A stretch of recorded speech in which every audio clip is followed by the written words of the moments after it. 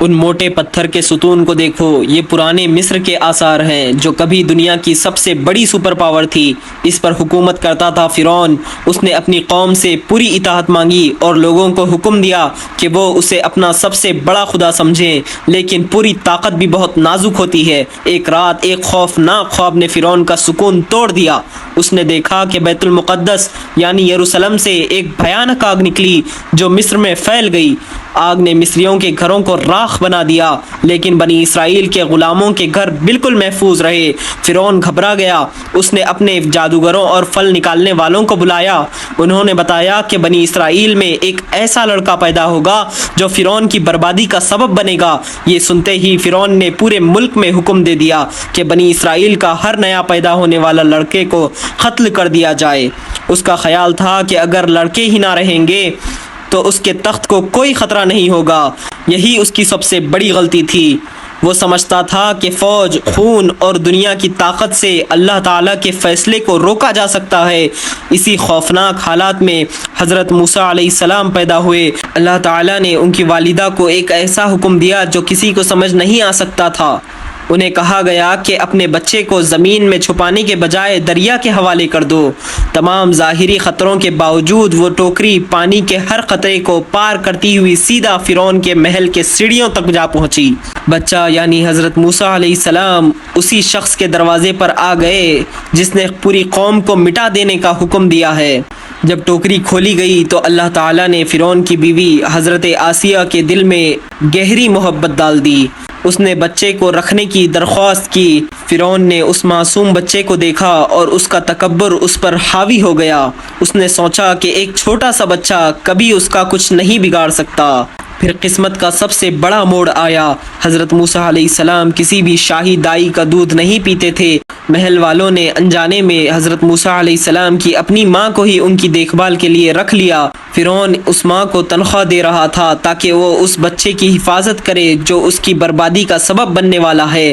فرعون نے طاقت سے تقدیر کو روکنا چاہا، لیکن اس نے خود اپنی تقدیر کو پورا کر دیا۔ اس کے خوابوں کا جنون اس کی اپنی بربادی کا سب سے بڑا ذریعہ بن گیا۔ سالوں بعد حضرت موسیٰ علیہ السلام کی زندگی بدل گئی۔ ایک جھگڑے میں غلطی سے ایک مصری کی موت ہو گئی اور انہیں مصر چھوڑ کر بھاگنا پڑا۔ انہوں نے محل، دولت اور آرام سب کچھ چھوڑ دیا اور سخت صحرا میں چلے گئے۔ اگلے 10 سال انہوں نے مدین میں ایک سادے چرواہے کی زندگی گزاری۔ یہ دور ان کی اصلی تربیت تھی۔ صحرا کی تنہائی میں انہوں نے شاہی گھمنڈ کو اللہ تعالیٰ کے بھروسے یعنی توکل سے بدل دیا۔ جب اللہ تعالیٰ نے ان کی تربیت پوری کر دی تو موسیٰ علیہ السلام اپنے گھر والوں کے ساتھ مصر کی طرف لوٹنے لگے۔ ایک سردی بھری رات وہ دور پہاڑ پر جلتی ہوئی آگ کی طرف چلے گئے، لیکن وہ عام آگ نہیں تھی۔ وہاں اللہ تعالیٰ نے ان سے کلام فرمایا اور حکم دیا کہ اپنے بھائی ہارون علیہ السلام کے ساتھ فرعون کے پاس جاؤ۔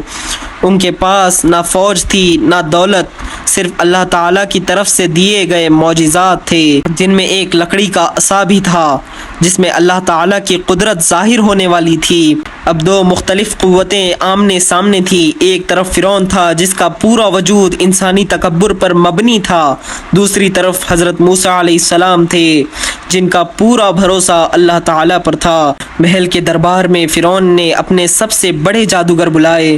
انہوں نے اپنی رسیوں اور عصوں کو سانپ جیسا بنا کر لوگوں کو ڈرا دیا، لیکن جب موسیٰ علیہ السلام نے اپنی عصا کو پھینکا تو وہ اللہ تعالیٰ کے حکم سے ایک حقیقی عظیم سانپ بن گیا اور ان سب کے فریب کو نگل گیا۔ جادوگر فوراً سمجھ گئے کہ یہ جادو نہیں، اللہ تعالیٰ کی قدرت ہے۔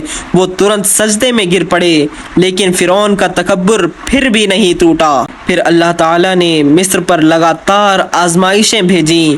طوفان، ٹڈیاں، جوں، مینڈک اور خون جیسا سرخ دریائے نیل۔ ہر مرتبہ فرعون عذاب ہٹانے کی دعا کرواتا، لیکن عذاب ختم ہوتے ہی اپنے وعدے توڑ دیتا اور ظلم پر لوٹ آتا۔ آخرکار موسیٰ علیہ السلام نے بنی اسرائیل کو رات کے اندھیرے میں مصر سے نکال دیا، لیکن وہ سمندر کے کنارے پہنچ کر رک گئے۔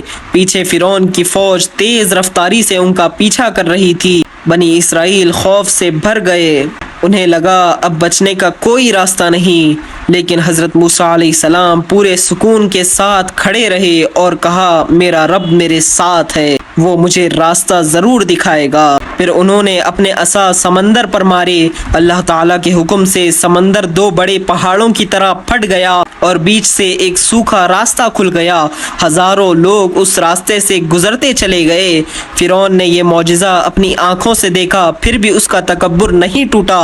اس نے سمجھا کہ اس کی فوج بھی اس راستے سے گزر کر جیت جائے گی۔ جب بنی اسرائیل کا آخری شخص محفوظ طریقے سے اس پار پہنچ گیا، اللہ تعالیٰ کا وہ حکم جو پانی کو روکے ہوئے تھا ہٹا دیا گیا۔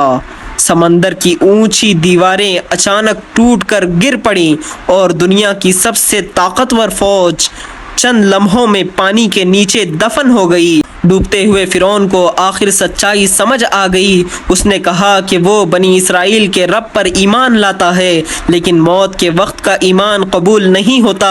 اس کی جان ہلاک کر دی گئی، لیکن اللہ تعالیٰ نے اس کے جسم کو ایک نشانی بنا دیا۔ اس کی لاش کو محفوظ رکھا گیا ہے تاکہ آنے والی نسلیں دیکھیں کہ دنیا کی کتنی بھی بڑی طاقت، دولت، فوج اور قابو کیوں نہ ہو، اللہ تعالیٰ کے فیصلے کے سامنے سب ٹوٹ جاتا ہے۔ فرعون کی بربادی اور اس کی بچی ہوئی لاش آج بھی ایک حقیقت یاد دلاتی ہے۔ دنیا کی ہر طاقت ختم ہو سکتی ہے، لیکن اصلی قدرت، اصلی حکومت اور آخری فیصلہ صرف اللہ تعالیٰ کا ہوتا ہے۔ اور یہی وہ پل تھا جہاں انسانی تکبر اور اللہ تعالیٰ کی قدرت کا فیصلہ ہو گیا، اور سمندر کی لہریں دھیرے دھیرے پھر سے پرسکون ہو گئیں، لیکن فرعون کی پوری فوج پانی کے نیچے ہمیشہ کے لیے دفن ہو چکی تھی۔ بنی اسرائیل کے لوگوں نے جب پیچھے مڑ کر دیکھا تو ان کی آنکھوں میں یقین اور حیرانی دونوں تھی۔ جو سمندر کچھ دیر پہلے موت کی دیوار لگ رہا تھا، وہی اللہ تعالیٰ کے حکم سے نجات کا راستہ بن چکا تھا۔ حضرت موسیٰ علیہ السلام نے اپنی قوم کو سمجھایا کہ یہ ان کے طاقت کا نتیجہ نہیں تھا، نہ ان کے پاس فوج تھی، نہ ہتھیار، نہ ہی دنیا کا کوئی سہارا، یہ صرف اللہ تعالیٰ پر پورا بھروسہ یعنی پورا توکل کا نتیجہ تھا۔ سوچو، ایک طرف دنیا کی پوری سلطنت تھی، سونا، دولت، لشکر، دوسرے طرف اللہ تعالیٰ کے نبی تھے جن کے پاس صرف اللہ تعالیٰ کا حکم تھا۔ آخر جیت کس کی ہوئی؟ نہ سونا بچا، نہ تخت بچا اور نہ ہی فوج، صرف اللہ تعالیٰ کا کلمہ باقی رہا۔ اس واقعے کا سب سے گہرا سبق یہ ہے کہ جب انسان اپنے آپ کو سب سے بڑا سمجھنے لگتا ہے، اس کی بربادی وہیں سے شروع ہو جاتی ہے۔ فرعون نے سوچا کہ وہ زندگی اور موت کا فیصلہ کر سکتا ہے، لیکن اسی کے محل میں اللہ تعالیٰ نے حضرت موسیٰ علیہ السلام کو پرورش دی۔ کبھی کبھی اللہ تعالیٰ کی مدد وہاں سے آتی ہے جہاں سے انسان سوچ بھی نہیں سکتا۔ دریا جو ظاہری طور پر خطرہ تھا، وہی حفاظت بن گیا۔ محل جو دشمن کا گھر تھا، وہی پرورش کی جگہ بن گئی۔ تنہائی جو مشکل لگتی تھی، وہی تربیت بن گئی۔ آج بھی جب ہم مشکل میں ہوتے ہیں، ہمیں لگتا ہے کہ سارے راستے بند ہو گئے ہیں، لیکن حضرت موسیٰ علیہ السلام کا یہ واقعہ ہمیں یاد دلاتا ہے کہ اگر اللہ چاہتا ہے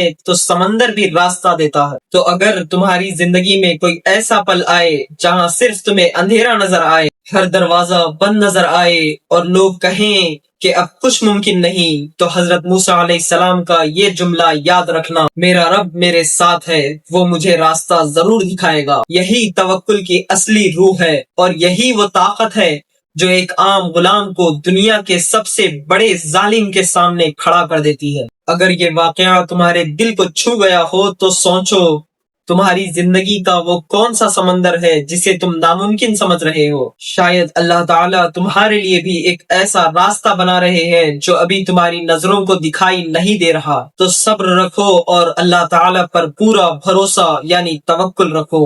آخر میں اللہ تعالیٰ سے دعا ہے کہ ہمیں سننے اور سمجھنے سے زیادہ عمل کرنے کی توفیق عطا فرمائے۔ آمین۔ وما علینا الا البلاغ المبین۔